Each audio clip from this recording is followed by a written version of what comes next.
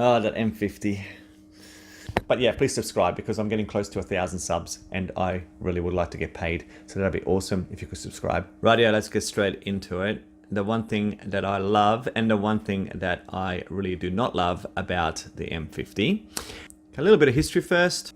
If you've seen my other videos, you would have heard that I was riding a CBR 1100XX and I decided to drop down on the power for a little bit to keep my license. So I sold my CBR and I was looking for an alternative and I thought, well, why not try the cruiser life? So basically I did my research. I wanted a cost-effective mid-range cruiser, something that same sort of price range as what my Blackbird was, and I lucked upon this M50, which is a Kawasaki 800cc mid-range bike.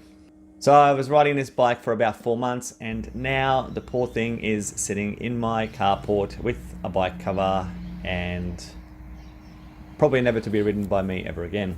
Before I get into why I'm never going to ride it again, the good part. So the Boulevard range has always really appealed to me, and the part that is probably the highlight of the bike for me, it's a very simple little thing, is the shape of that tank.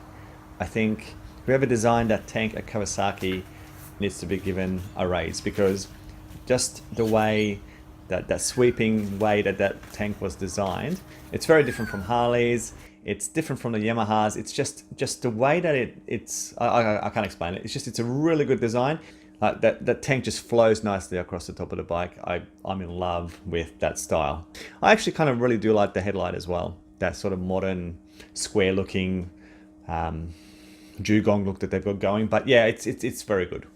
So the thing that I really dislike about the Boulevard, and the reason it's sitting in the garage, and this is purely from my perspective, and it's probably going to be different for you, but for me, the seating position, it doesn't work. Now, I've spoken to a lot of people who ride cruisers, and they keep talking about how comfortable they are, and I can kind of see what they're talking about, because it is like sitting in a lounge chair.